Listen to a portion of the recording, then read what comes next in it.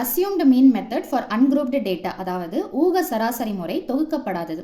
Ungrouped டேட்டானா அதோடைய values எப்படி இருக்கும்னு பார்த்தீங்கன்னா சிங்கிளாக இருக்கும். ஃபார் எக்ஸாம்பிள் இந்த மாதிரி வெறும் எக்ஸ் வேல்யூஸ் மட்டும் கொடுத்துருப்பாங்க. ஸோ இதுக்கு ஃபார்முலா என்ன? ஸ்டாண்டர்ட் டீவியேஷன் கண்டுபிடிக்கிறதுக்கு, சிக்மா கண்டுபிடிக்கிறதுக்கு, அதாவது திட்ட விளக்கம் கண்டுபிடிக்கிறதுக்கு ஃபார்முலா என்னன்னு பார்த்தீங்கன்னா square root of summation D square. இதை சமேஷன்னு சொல்லலாம், சிக்மான்னு சொல்லலாம். So summation D square by N minus summation D by N the whole square. So assumed மீன்னாலே உங்களுக்கு என்ன வந்துரும்னு பார்த்தீங்கன்னா இந்த டீன்ற கான்செப்ட் வந்துடும்.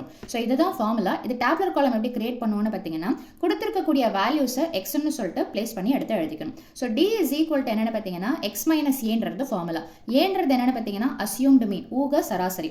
அது எப்படி நம்ம சூஸ் பண்ணுவோம் அப்படின்னு பார்த்தீங்கன்னா எழுதுறத அசெண்டிங் ஆர்டர்ல எடுத்து எழுதலாம் அல்லது டிசெண்டிங் ஆர்டர், ஒன்று ஏறு வரிசை அல்லது இறங்கு வரிசையில் எடுத்து எழுதலாம்.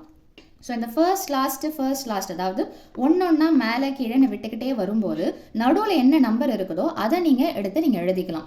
இதுதான் எடுக்கணுன்ற கம்பல்ஷன் கிடையாது. ஸோ இந்த மாதிரி எடுத்து பிளேஸ் பண்ணும்போது உங்களுக்கு என்ன ஆகும்னு பார்த்தீங்கன்னா இந்த இடம் 0 ஆகி கம்மியாக இருக்கிற நம்பர்ஸ்லாம் நெகட்டிவ்ல வரா மாதிரியும் பெருசாக இருக்கிற நம்பர்லாம் பாசிட்டிவ்ஸில் வரா மாதிரியும் இருக்கும். ஒருவேளை 2 நம்பர் வந்ததுன்னா அதில் எந்த நம்பர், இப்போ இங்கே சிங்கிள் டிஜிட் இருக்கிறதுனால நீங்கள் ஒரு நம்பரை சூஸ் பண்ணுறீங்க. ஒருவேளை 2 நம்பர் வந்ததுன்னா அந்த 2 நம்பர் நடுவில் இருக்குதுன்னா எதை வேணாலும் நீங்கள் சூஸ் பண்ணிக்கலாம். ஸோ இதை ஆட் பண்ணி போடுறது தான் என்னன்னு பார்த்தீங்கன்னா சமேஷன் டி. ஸோ டிக்கு வந்து ஆன்சரை ஸ்கொயர் பண்ணி போடுறது டி ஸ்கொயர். ஸோ அதை ஆட் பண்ணி போடுறது சமேஷன் டி ஸ்கொயர். என்னன்றது என்னன்னு பார்த்தீங்கன்னா நம்பர் ஆஃப் கவுண்டிங். ஸோ எத்தனை வேல்யூஸ் இங்கே ரஃபாக நம்ம எழுதியிருக்கிறோம் அப்படின்னு பார்த்தீங்கன்னா விச் மீன்ஸ் நான் உங்களுக்கு கொடுத்துருக்கிறது ஒரு ரஃப் எஸ்டிமேஷன் தான். ஸோ 1 2 3 4 5. ஸோ இதுதான் என்னன்னு பார்த்தீங்கன்னா n is equal to 5. So இந்த வேல்யூஸ் எல்லாத்துலையுமே இதில் சப்ஸ்டியூஷன் பண்ணீங்கன்னா ஸ்டாண்டர்ட் டீவியேஷன் திட்ட விளக்கம் கிடைக்கும். மீண்டும் அடுத்த பதிவில் வேறொரு ஃபார்முலாவோட சந்திக்கிறேன். தேங்க்யூ.